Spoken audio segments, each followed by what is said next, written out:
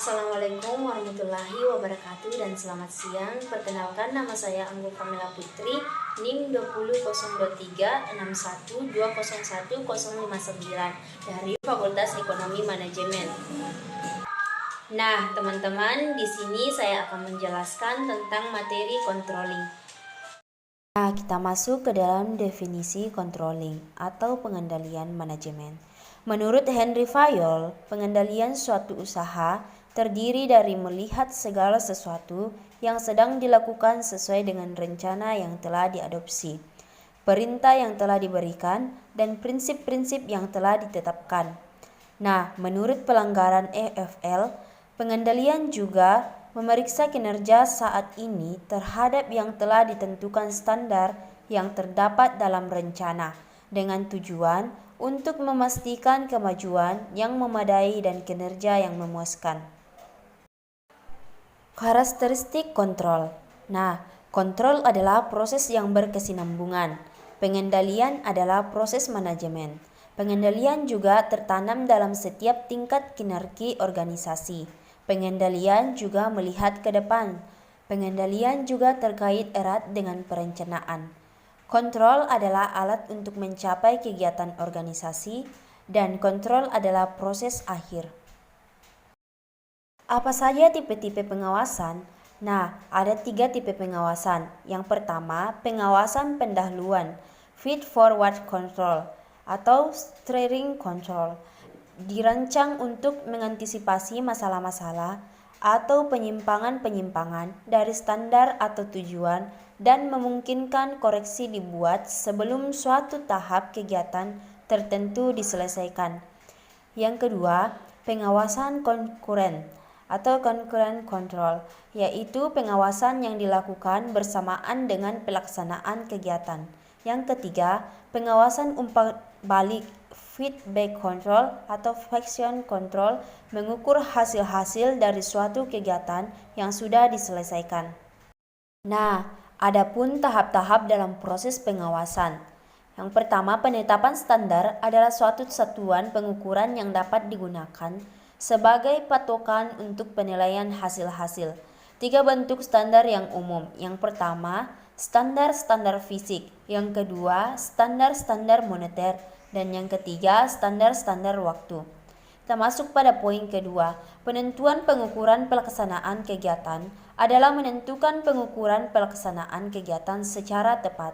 Masuk ke dalam poin ketiga, pengukuran pelaksanaan kegiatan. Cara untuk melakukan pengukuran pelaksanaan. Yang pertama, pengamatan. Yang kedua, laporan-laporan. Yang ketiga, metode-metode. Yang keempat, inspeksi. Kita masuk ke dalam poin keempat. Pembandingan pelaksanaan dengan standar dan analisa penyimpangan adalah perbandingan pelaksanaan nyata dengan pelaksanaan yang direncanakan atau standar yang telah ditetapkan.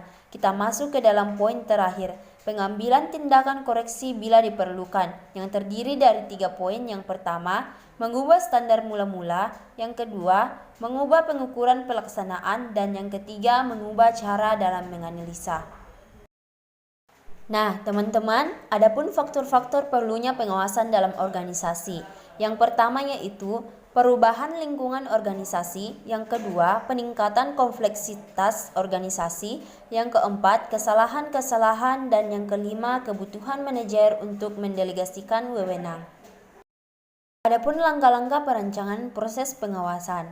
Dimulai dari yang pertama, merumuskan hasil yang diinginkan. Yang kedua, menetapkan petunjuk atau predictors hasil. Yang ketiga, menetapkan standar penunjuk dan hasil. Yang keempat, menetapkan jaringan informasi dan umpan balik. Dan yang terakhir yaitu kelima, menilai informasi dan mengambil tindakan koreksi.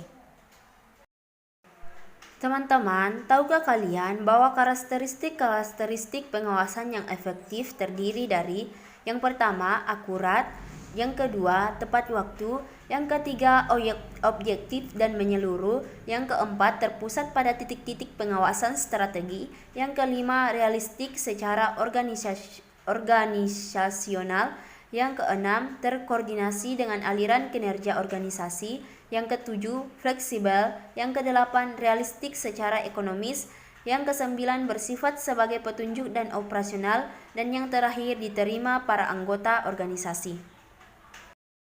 Teman-teman, tipe metode pengawasan terbagi dua, yaitu pengawasan kuantitatif dan non-kuantitatif.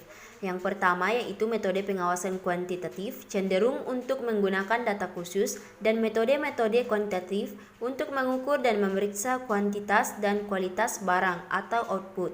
Metode kuantitatif terdiri dari yang pertama anggaran, yang kedua audit, yang ketiga analisa break-even, yang keempat bagan dan teknik yang berhubungan dengan waktu pelaksanaan kegiatan, dan yang terakhir yaitu kelima analisa rasio.